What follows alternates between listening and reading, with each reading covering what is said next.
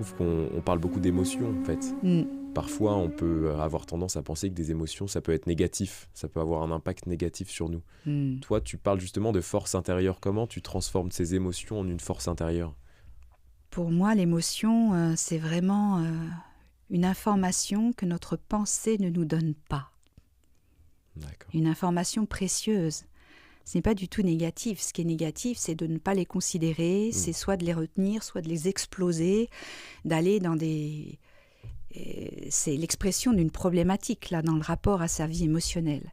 Mais si on apprend à quelqu'un, depuis l'enfance, à vivre, à accueillir ces émotions, à les repérer, à les accueillir comme des informations totalement surprenantes parfois, qui font partie de notre globalité, qui font partie de ce que l'on est et qui sont fondamentales pour faire des choix. Il y a même des recherches scientifiques qui ont été faites par rapport à ça.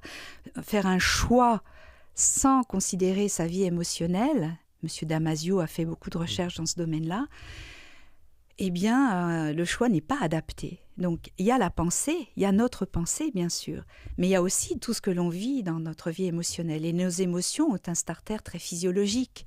Notre sang n'a fait qu'un tour dans la colère, voilà. C'est une vie viscérale, donc on le ressent très vite. La peur au ventre, on a mal au cœur, on a le cœur triste, le cœur lourd, ou la joie complètement, voilà, on respire la joie. Et voilà, donc c'est vraiment un vécu d'abord corporel, avant qu'il y ait une empreinte au niveau du système limbique dans notre cerveau, avec une mémoire. Et donc si ces choses-là ne sont pas accueillies, transformées, c'est sûr qu'au niveau cérébral, on va avoir une empreinte pas toujours favorable dans le rapport à la vie émotionnelle. Mais si c'est considéré accueilli et qu'on accueille nos émotions comme des informations, ça nous permet de nous adapter du feu de Dieu. C'est une expression, excusez-moi, que j'ai souvent.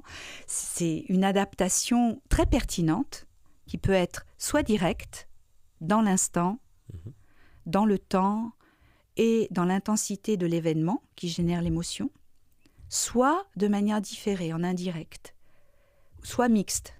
On peut s'adapter directement dans le temps et l'espace, mais en intensité, on peut le différer dans le temps, si c'est trop intense, et selon les circonstances.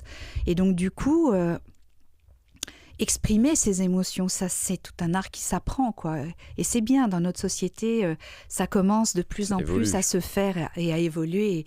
Et c'est important que ça continue, quoi, parce que c'est très précieux, précis, et moi je suis allée très loin là-dedans, et donc du coup j'ai le goût de transmettre cette chose-là parce que j'ai eu moi-même à le vivre. J'ai une nature hyper sensible, hyper émotionnelle, et j'ai mis des années à pouvoir accueillir, gérer. Je dépendais de mes émotions, et ça me plaisait pas. Je suis quelqu'un de plutôt d'assez autonome et j'aime la liberté dans ma vie.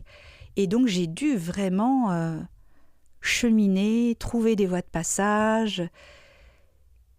Et ça m'a permis, du coup, en le vivant dans moi, d'accompagner les autres. Et donc, j'ai rencontré des invariants et toute une structure dont je parlerai peut-être dans un podcast à un moment donné consacré à ça.